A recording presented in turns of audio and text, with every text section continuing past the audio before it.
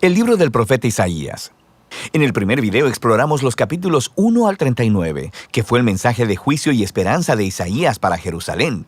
Él acusó a los líderes de Israel de rebelión contra Dios y dijo que a través de Asiria y luego de Babilonia, el reino de Israel sería derribado en una acción del juicio de Dios. Así que el capítulo 39 concluyó con Isaías prediciendo la caída de Jerusalén y el exilio en Babilonia.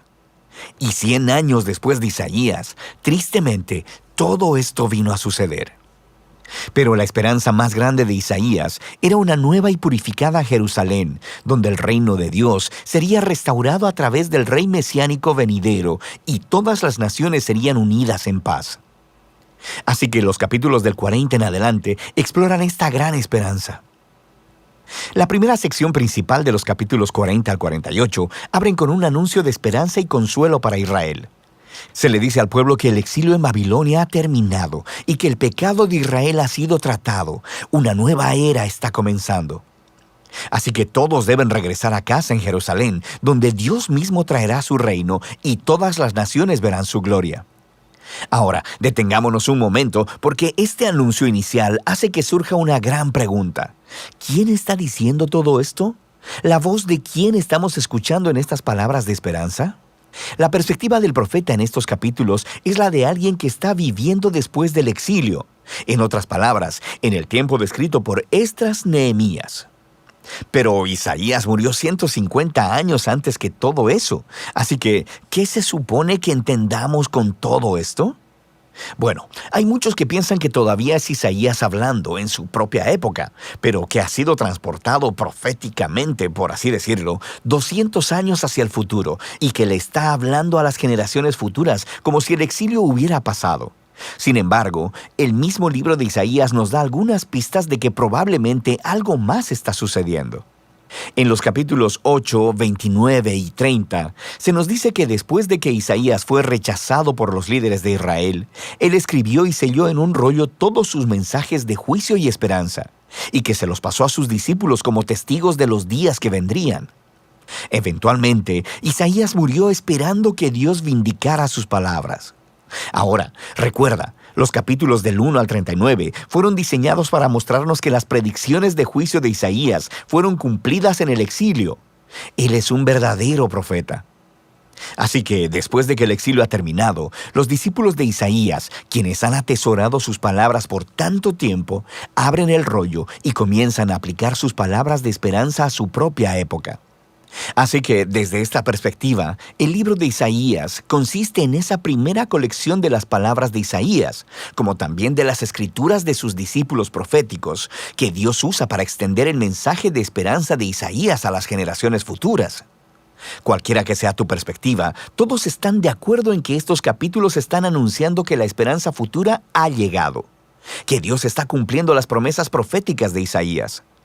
Así que el profeta espera que Israel responda, convirtiéndose en siervos de Dios.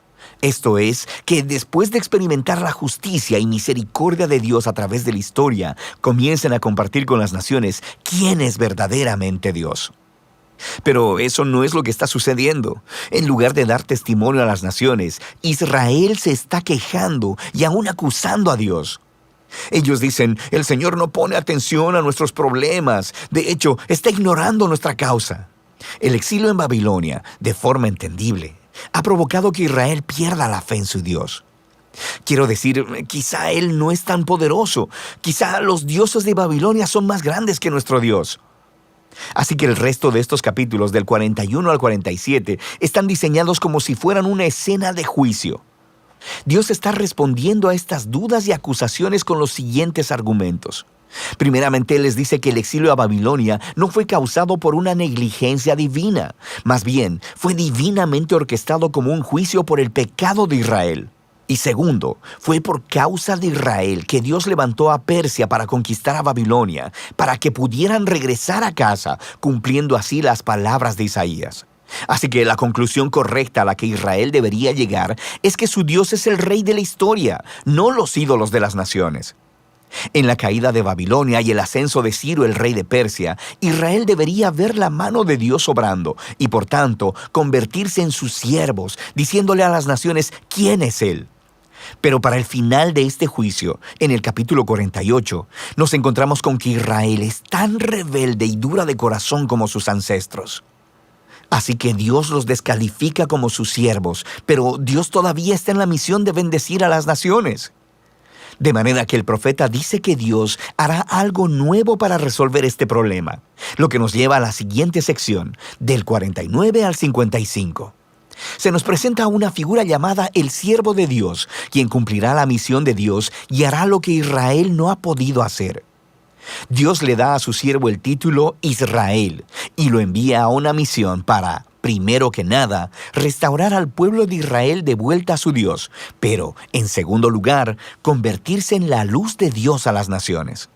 Y se nos dice que este siervo es empoderado por el Espíritu de Dios para anunciar las buenas nuevas y llevar el reino de Dios a todas las naciones. Suena justo como el rey mesiánico de los capítulos 9 y 11, pero luego se nos dice la forma sorprendente en que el siervo traerá el reino de Dios. Él será rechazado, golpeado y al final asesinado por su propio pueblo. En realidad, mientras está siendo acusado y sentenciado a muerte, está muriendo por el pecado de su propio pueblo. El profeta dice que la muerte del siervo es un sacrificio de expiación por la maldad y rebelión del pueblo. Y luego, después de su muerte, de repente, el siervo está vivo otra vez. Y escuchamos que, por su muerte, Él proveyó un camino para hacer justas a las personas. Esto es, para ponerlos en una relación correcta con Dios. Así que esta sección concluye describiendo dos maneras en que las personas pueden responder al siervo. Algunos responderán con humildad y se volverán de sus pecados y aceptarán lo que el siervo de Dios hizo a su favor. Estas personas son llamados los siervos y también la semilla. Recuerda la semilla santa del capítulo 6. Estos son los que experimentarán la bendición del reino mesiánico, pero hay otros a los que simplemente se les llama los impíos. Ellos rechazan tanto al siervo como a sus siervos, lo que nos lleva a la sección final del libro, del capítulo 56 al 66, donde los siervos heredan el reino de Dios.